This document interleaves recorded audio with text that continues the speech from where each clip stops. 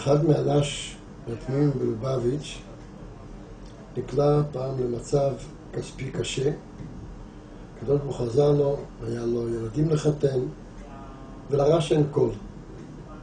ואז הוא החליט להיכנס לרבה, לדבר עם הרב הרש"ב, לספר על המצב שלו, ולבקש את העצה ואת הברכה וכו'.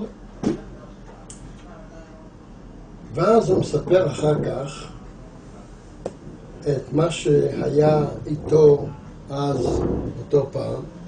את הסיפור שמעתי מהרב גפני, שנמצא היום בצפת. הוא שמע את זה מרב נוחם גורלניק, ששמע את זה מבעל המייסה, מה שהוא סיפר לו בדידיה ועובדה.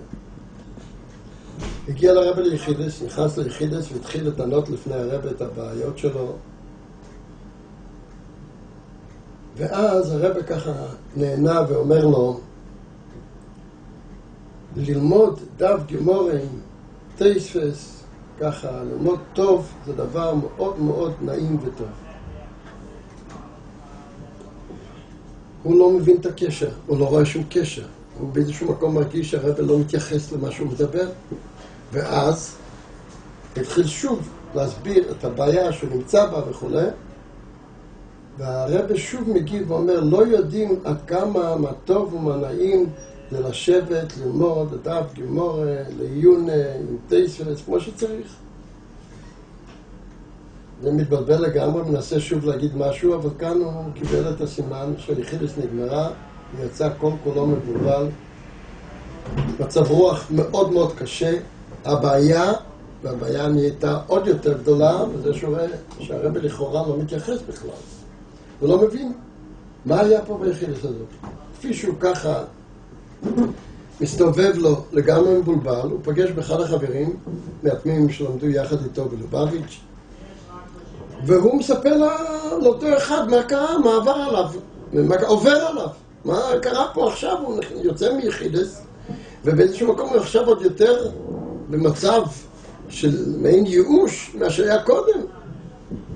הוא מדבר על הרבה, והרבה בכלל לא מתייחס למה שהוא שאל, מה שהוא ביקש. ואז החבר אומר לו, מה אתה לא מבין? זאת תהיה התשובה שלך. הרבה אומר לך שצריך לקבוע זמן של לימוד לעיונה כמו שצריך את הגמרא עם תייספס. לקח לו זמן עד שהוא התחיל להתאושש קצת ולהבין את מה שחבר אומר, שיש דברים בגו. אבל הוא עוד לא היה משוכנע, בטח לא היה מסוגל להתחיל עכשיו לקחת על עצמו אחריות, קביעות חדשה. אז הוא אומר לו, טוב, בסדר. והוא החבר אומר לו, תשמע, למדנו פעם ביחד, נשב ביחד, נקבע חברותה על הדף גמורה. בסדר, נלמד מסכת ברוכס.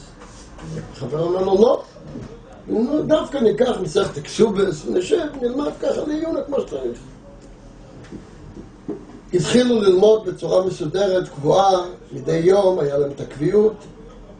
לא עבר הרבה זמן, והוא ככה הולך ברחוב, פוגש מישהו מהידידים, והוא ניגש אליו מעצמו ומציע לו איזשהו עניין של איזשהו עסק.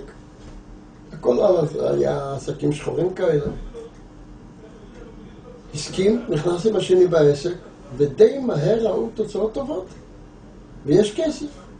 והדבר חוזר על עצמו עם עוד מישהו, בהזדמנות נוספת, ושוב פעם רואים תכף מיד תוצאות, והקדוש ברוך הוא עזר לו בזמן קצר, שהוא עשה מספיק כסף, שיוכל לחשוב על לחתן את הבן או הבת, וברוך השם השידוך טוב, ונכנסים לרבה, המחותונים, המחוסנקלה, נכנסים לפני החתונה לקבל ברכה.